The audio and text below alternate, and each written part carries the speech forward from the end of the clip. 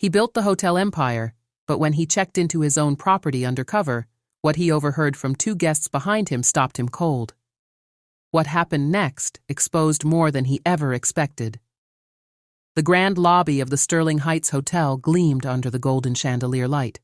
Daniel Grant, founder and CEO of the Sterling Heights chain, stepped through the revolving doors, his suitcase rolling quietly behind him. Dressed in a simple jacket and jeans, with a baseball cap pulled low over his brow, he blended in seamlessly with the evening crowd checking in. No one gave him a second glance, which was exactly what he wanted. Daniel had built this hotel empire from the ground up, priding himself on creating a brand known for luxury, comfort, and top-tier customer service. But lately, the numbers had started to shift, complaints rising, online reviews dipping, and something about the New York City location didn't sit right. Instead of relying on reports and filtered feedback, Daniel decided to see things for himself. The marble floors clicked under his shoes as he approached the front desk, where a young receptionist greeted him with a tight, forced smile. "Welcome to Sterling Heights," she said, not bothering to make eye contact. "Do you have a reservation?" Daniel nodded. "Yeah, under Michael Reeves." As the receptionist tapped away at the keyboard, Daniel felt the presence of two people standing directly behind him. Their voices were low, but in the quiet hum of the lobby, their conversation drifted clearly to his ears.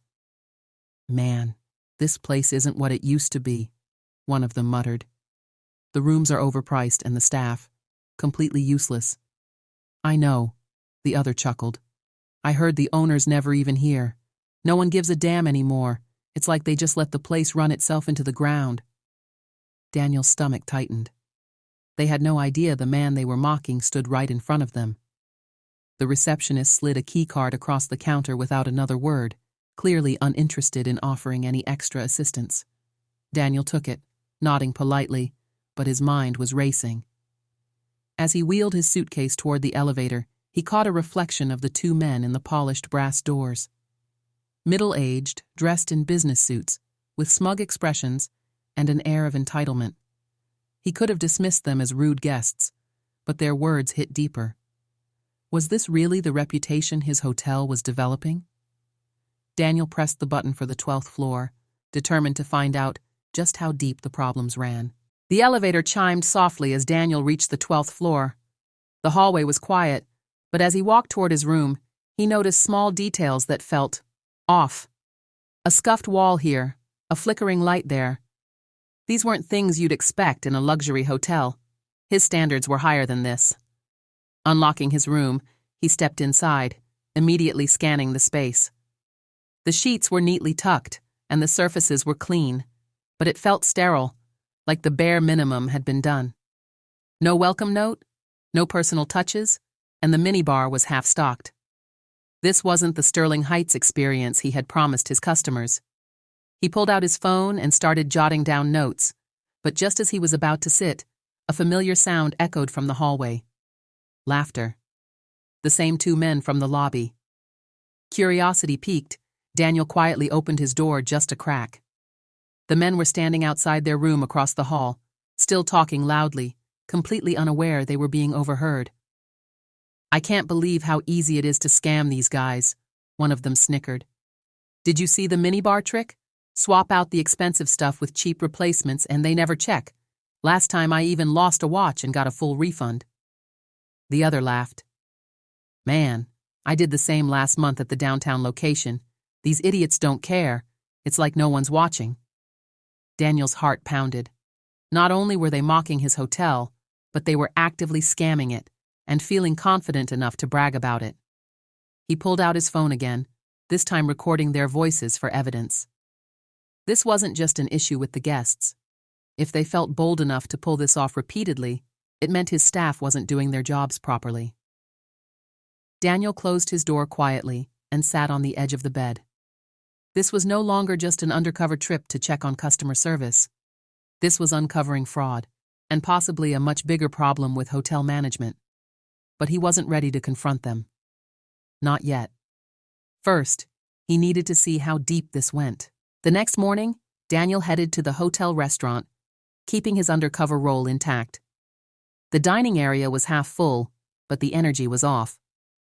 The staff moved slowly, and no one greeted him as he entered.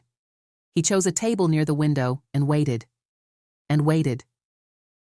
10 minutes passed before a server finally approached, a young man who barely looked up from his notepad. "What do you want?" he asked flatly, not even bothering with a greeting. Daniel raised an eyebrow but kept his cool.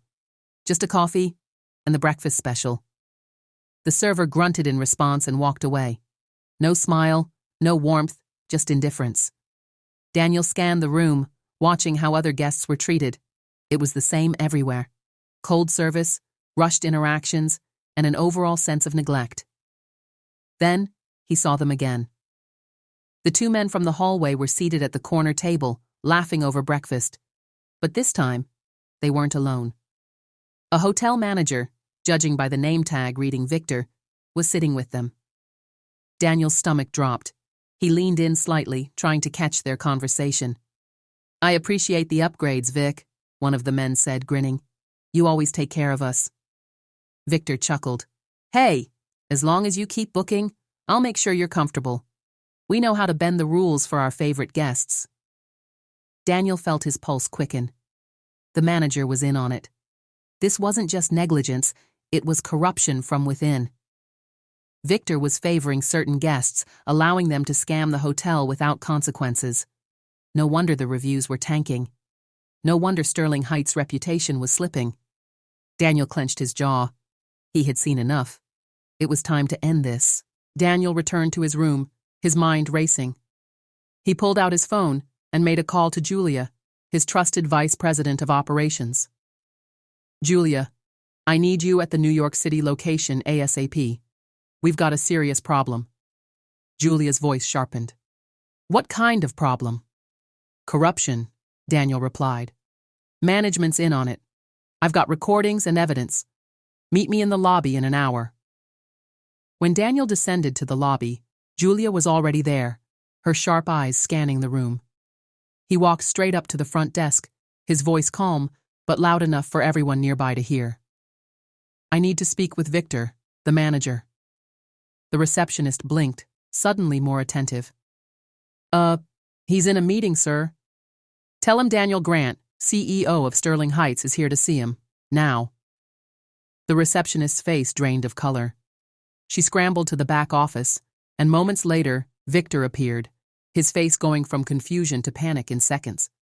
Mr. Grant?" he stammered. Daniel folded his arms. "Let's talk, Victor." Victor tried to recover, pasting on a fake smile. I didn't know you were visiting. If I had known..." "You would have what?" Daniel cut him off, his voice sharp. "Hidden the fact that you're allowing guests to scam this hotel? That you're part of the reason our reputation is falling apart?" The lobby went silent. Guests and staff alike were now watching the confrontation unfold. Victor's mouth opened and closed, but no words came out. Daniel pulled out his phone, hitting play on the recordings.